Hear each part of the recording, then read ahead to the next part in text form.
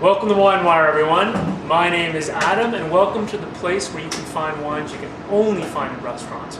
Speaking of restaurants, we are in one of, well, I'm going to say the world, you can disagree with me, best smokehouses ever. Barque Smokehouse in Toronto on Roncesvalles. I'm here with Michael Godel, who is the wine director of Barque Smokehouse. And Michael, really, I'm going to do a lot less talking than you in this episode. Tell us about Barque Smokehouse. Tell us about the philosophy that kind of, generated this great restaurant. Well, the food at Barque Smokehouse, while it's set in tradition, people will think Southern barbecue. We don't really consider ourselves a Southern barbecue type restaurant, so to speak, but we consider ourselves steeped in that tradition. But we use very classic techniques, chefs who are fully trained in those techniques to put this food into place. So, we smoke our foods low and slow and highly developed flavors, very traditional in that sense, but the plating and the execution of that food is much more contemporary, much more modern. So it's a casual approach to barbecue. It is a very casual, barbecue refined. Yes. Okay, that's good. But elegant at the same time. Yeah, I've eaten here before. It is absolutely delicious. But one of the things that makes me so happy about Barque is Michael's attention, and David Neinstein, who's the executive chef here, their attention to really wines that go well with Southern barbecue. And we have a couple wines here today. Michael's going to take us through them. But most importantly, we have brisket and we have chicken. And so what's the first wine we're going to taste? Okay, well the first wine we're going to taste is an Austrian white, Grüner Veltliner. And why would we have a wine like this on our list? We have a lot of bold flavors in our food. The rubs have lots of components to them. There's sugar, there's spice, there's salt.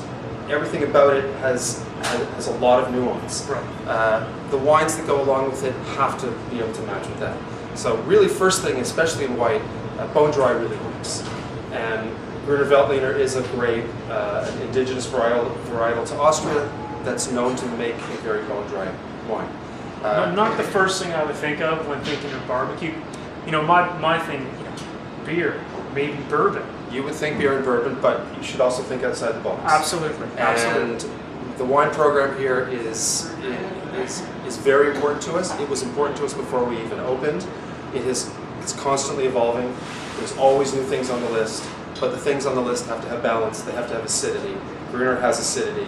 It's bone dry. It works very well. Well, let's give it a try. Perfect.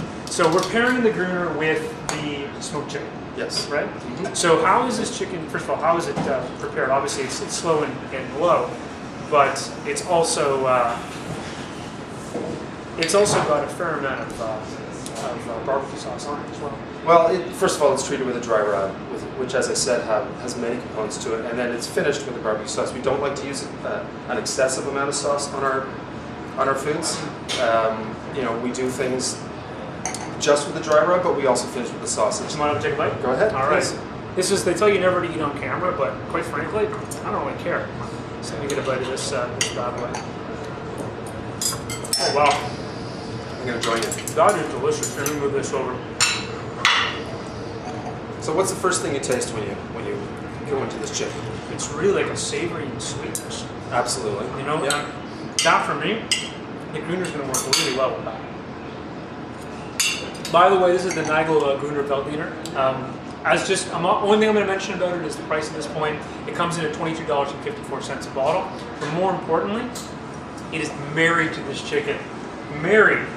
So, Gruner can go heavy on the side of citrus. It can go heavy on the side of green apple, depending on where it's from.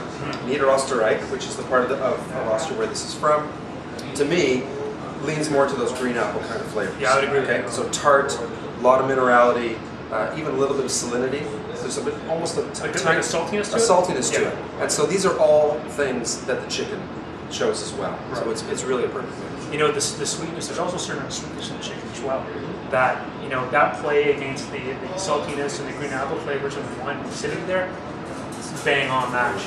Really, I would never have thought It's a very good match, absolutely. And not only that, the Gruner is it's not what I would call a very light bodied wine. It's got some good body to it, Right. So it can stand up to more bold flavors beyond the chicken. And, you know, it will work well with our baby back ribs for sure.